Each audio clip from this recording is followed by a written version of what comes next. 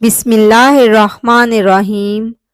السلام علیکم ناظرین، آج کی ویڈیو میں آپ کو بتاؤں گی پیغمبر خدا حضرت ابراہیم علیہ السلام کی ازواج مطہرات حضرت سارہ اور حضرت ہاجرہ کے بارے میں۔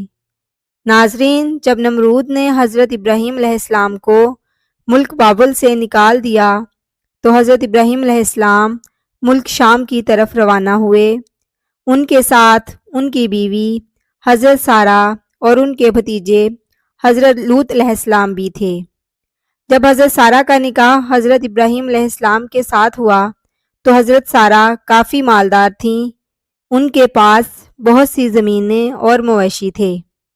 آپ نے تمام زمینیں اور مویشی حضرت ابراہیم علیہ السلام کو بخش دیے۔ حضرت ابراہیم علیہ السلام نے اپنی مہارت سے تمام معاملات کی اصلاح کی، مویشیوں اور زراعت میں ترقی ہوئی، یہاں تک کہ بابل میں کوئی ان سے امیر نہ تھا۔ اس لیے یہ سارا مال نمرود نے حضرت ابراہیم علیہ السلام سے لینے کی کوشش کی۔ اس سارے واقعے اور حضرت ابراہیم علیہ السلام کی ابتدائی زندگی پر تفصیلی ویڈیو میرے چینل پر موجود ہے، جس کا لنک ڈسکرپشن میں دیا گیا ہے۔ حضرت ابراہیم علیہ السلام حضرت لوط علیہ السلام اور حضرت سارہ کو لے کر چلے گئے، اور سورہ الصافات آیت نمبر 99 میں اس کا ذکر ہے۔ حضرت ابراہیم علیہ السلام نے کہا، میں اپنے پروردگار کی طرف یعنی بیت المقدس جا رہا ہوں، وہ عن قریب میری رہبری کرے گا۔ حضرت ابراہیم علیہ السلام ایک غیور انسان تھے، اس لیے انہوں نے اس سفر میں اپنی بیوی حضرت سارہ کو ایک صندوق میں بند کر دیا تاکہ وہ غیر مردوں کی نظروں سے محفوظ رہیں۔ لیکن راستے میں قبطیوں کے ملک یعنی مصر میں پہنچے، جس پر ایک عرب بادشاہ حکومت کرتا تھا۔ اس ملک کی سرحد پر ایک سپاہی نے حضرت ابراہیم علیہ السلام کو اپنے مال کا محصول ادا کرنے کے لیے روک لیا۔ وہ آپ کے سامان کی جانچ پڑتال کرتے کرتے اس صندوق کے پاس آیا اور بولا، یہ صندوق کھول کر دکھائیں۔ حضرت ابراہیم علیہ السلام نے کہا، فرض کرو کہ یہ صندوق سونے یا چاندی سے بھرا ہوا ہے، اس کے لیے جو کچھ تم چاہتے ہو وہ میں تمہیں دے دیتا ہوں، لیکن تم اس صندوق کو مت کھولو۔ اس نے کہا، جب تک صندوق نہ کھولو گے اس کا حساب نہیں ہو سکتا۔ اسی اثناء میں اس نے صندوق کو کھول دیا۔ جب اس کی نظر حضرت سارہ کے حسین و جمیل چہرے پر پڑی تو وہ کہنے لگا، اب تو میں جب تک تمہارے اور اس عورت کے بارے میں بادشاہ کو اطلاع نہ دے دوں تمہیں آگے نہیں جانے دوں گا۔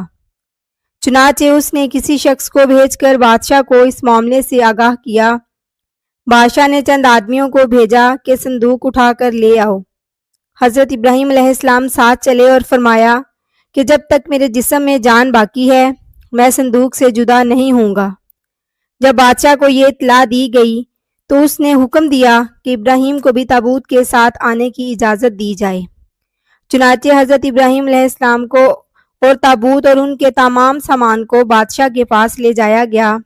جب آپ بادشاہ کے سامنے پہنچے تو اس کی نظر حضرت سارہ پر پڑی تو اس نے بے اختیار اپنا ہاتھ حضرت سارہ کی طرف بڑھایا، اور حضرت ابراہیم علیہ السلام جو غیرت و حمیت کا سرچشمہ تھے وہ سخت پریشان ہوئے اور ادھر سے منہ پھیر کر اللہ تعالیٰ سے کہا، پروردگار، میرے اہل حرم کو اس شخص کے ہاتھ سے محفوظ رکھنا۔ اسی وقت بادشاہ کا ہاتھ سوکھی لکڑی کی مانند ہو گیا، اور اس نے حضرت ابراہیم علیہ السلام کو مخاطب ہو کر کہا، کیا تمہارے خدا نے میرا ہاتھ خشک کر دیا ہے؟ حضرت ابراہیم علیہ السلام نے فرمایا، ہاں، میرا خدا بہت غیرت والا ہے اور وہ حرام کاموں کو ناپسند کرتا ہے۔ بادشاہ نے کہا، آپ اپنے خدا سے دعا کریں کہ وہ میرا ہاتھ ٹھیک کر دے، میں آپ کے حرم کے ساتھ کوئی ایسی حرکت نہیں کروں گا۔ چنانچہ حضرت ابراہیم علیہ السلام نے دعا کی اور بادشاہ کا ہاتھ ٹھیک ہو گیا۔ تاہم اس نے دوبارہ حضرت سارہ کی جانب دیکھا اور اپنا ہاتھ ان کی طرف بڑھایا، اس پر پہلے کی طرح اس کا ہاتھ پھر خشک ہو گیا۔ تب اس نے دوبارہ حضرت ابراہیم علیہ السلام سے دعا کی درخواست کی۔ آپ نے فرمایا، اب میں تمہارے ہاتھ کے شفا یاب ہونے کے لیے اس شرط پر دعا کروں گا کہ تم پھر سے اپنا ہاتھ آگے نہیں بڑھاؤ گے اگر تم ایسا کرو گے اور تمہارا ہاتھ خشک ہو جائے تو پھر تم مجھ سے دعا کے لیے نہیں کہو گے۔ بادشاہ نے یہ شرط مان لی۔ تب ابراہیم علیہ السلام نے کہا، اے پروردگار، اگر یہ سچ کہہ رہا ہے تو اس کے ہاتھ کو ٹھیک کر دے۔ اس پر بادشاہ کا ہاتھ اپنی اصلی حالت پر آ گیا اور اس کے دل میں حضرت ابراہیم علیہ السلام کا رعب بیٹھ گیا، اور اس نے حضرت ابراہیم علیہ السلام کی بڑی تعظیم و تکریم کی اور کہا کہ تم بے خوف رہو، تمہاری حرمت یا تمہارے اموال میں سے میں اب کچھ نہیں لوں گا، جس جگہ چاہو جاؤ، لیکن میری تم سے ایک حاجت ہے۔ حضرت ابراہیم علیہ السلام نے پوچھا، وہ کون سی حاجت ہے؟ بادشاہ نے کہا کہ میں اپنی بیٹی کو بطور کنیز حضرت سارہ کو دینا چاہتا ہوں۔ ابراہیم علیہ السلام نے منظور فرمایا۔ بادشاہ نے اپنی بیٹی حضرت سارہ کو بطور کنیز عطا کر دی۔ بادشاہ کی یہ بیٹی کوئی اور نہیں بلکہ حضرت ہاجرہ تھیں، جن کو بعد میں اللہ تعالیٰ کے حکم سے حضرت ابراہیم علیہ السلام نے اپنی بیوی کا درجہ دیا، اور انہی کے بطن سے اللہ تعالیٰ نے حضرت ابراہیم علیہ السلام کو حضرت اسماعیل علیہ السلام عطا کیے۔ حضرت ابراہیم علیہ السلام اپنے اہل و اموال کے ساتھ روانہ ہوئے۔ بادشاہ بھی ان کی تعظیم کے لیے ان کے پیچھے چلا۔ خدا نے حضرت ابراہیم علیہ السلام کو وحی کی، اس بادشاہ کے آگے نہ چلو جس پر قابو پا چکے ہو، بلکہ اس کو آگے کرو اور خود اس کے پیچھے چلو اور اس کی تعظیم کرو، کیونکہ وہ بادشاہی کے باوجود مغلوب اور لاچار ہے، خواہ نیکوکار ہے یا بدکار۔ یہ سن کر ابراہیم علیہ السلام کھڑے ہو گئے اور بادشاہ سے کہا، آگے چلو کہ میں تمہاری تعظیم کروں اور تم کو مقدم رکھوں اور تمہاری عزت و اکرام کی وجہ سے تمہارے پیچھے چلوں۔